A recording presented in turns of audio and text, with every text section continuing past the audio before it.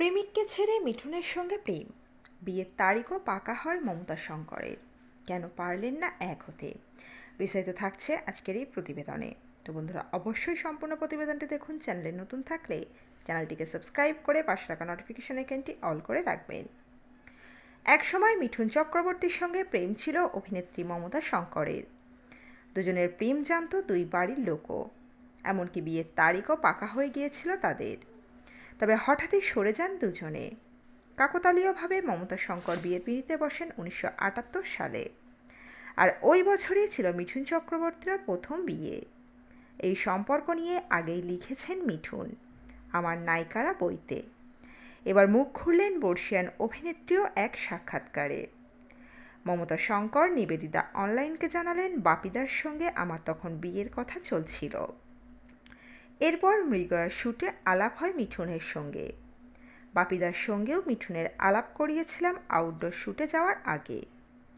সেটে যে কোথা থেকে কি হয়ে গেল আমি অনেক কষ্টে নিজেকে ধরে রাখার চেষ্টা করেছিলাম যে বাপিদাকে আমি ঠকাবো না, কিন্তু কিভাবে কি হয়ে গেল। মমতা শঙ্কর আরও বললেন, একদিকে ভালো হয়েছে বাপিদাকে আমি আরও ভালো করে চিনতে পেরেছি। কারোর সঙ্গে কিছু না হলে হয়তো এত ভালো করে চিনতে পারতাম না। মিঠুনের বাড়ির লোকের সঙ্গেও আমার খুব ভালো সম্পর্ক ছিল। ওর বোনরা সবসময় আমার খোঁজ নিত। তবে মিঠুনের সঙ্গে বিয়ের তারিখ ঠিক হলেও বিয়েটা হয়নি। মমতা শঙ্কর জানান, মিঠুনই আসলে তখন রাজি হননি বিয়ের পিঁড়িতে বসতে। আরও কিছুটা সময় চেয়েছিলেন। সদ্য হিট আসতে শুরু করেছিল কেরিয়ারে। সেসব জলাঞ্জলি দিয়ে ছাদনাতলায় তখনই যাওয়ার ইচ্ছা ছিল না তার। এরপর সেই পুরানো প্রেম বাপিদা ওরফে বর্তমান স্বামী চন্দ্রোদয় ঘোষের কাছে ফিরে যান মমতা শঙ্কর। যদিও উদ্যোগটা এসেছিল বিপরীত তরফ থেকেই। ফোন করেছিলেন হবু শাশুড়ি। ফোন করে ছেলের সঙ্গে কথা বলতে বলেছিলেন মমতা শঙ্করকে। অভিনেত্রী বললেন, ও ফোনটা ধরে এমন করে কথা বলা শুরু করলো যেন আমাদের মধ্যে কিছুই হয়নি। আমি তো ওর গলা শুনে কেঁদে অস্থির। আমাকে বলল, মমতা, আই হেট টিয়ার্স। আমি কথা বলার মতো অবস্থায় ছিলাম না। ফোন রাখতে চাইলে বলল, কথাটাও ফোন করবে, তবে কাল না পরশু ফোন করো। এরপর নিজেই বলল, কাল একটা মেয়ে দেখতে যাচ্ছি, আমার জন্য নয় বন্ধুর জন্য। আর আমি প্রশ্ন করলাম, তোমার জন্য দেখবে কবে? ওপাশ থেকে উত্তর এলো, আমি তো সেই কবেই দেখে রেখেছি। এরপর বিয়ের খবর দিয়েছিলেন মমতা শঙ্কর নিজে গিয়েই মিঠুন চক্রবর্তীকে। এক রেকর্ডিং স্টুডিওতে মুখোমুখি হতেই বলেছিলেন, তোর সঙ্গে কথা আছে একটা।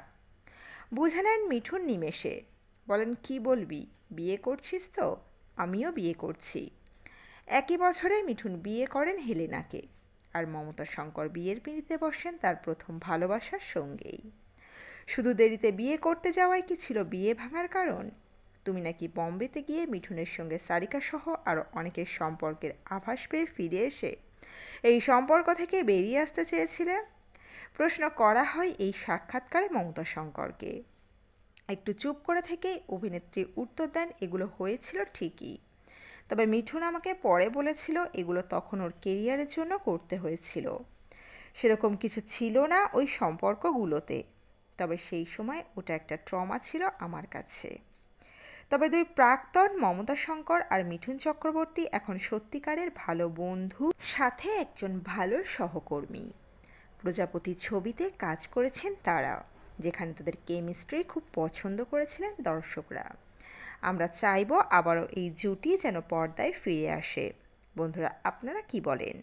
অবশ্যই আপনাদের মূল্যবান মতামত কমেন্ট বক্সে কমেন্ট করে জানাতে ভুলবেন না। তো বন্ধুরা, এই পর্বে ছিল এতটুকুই।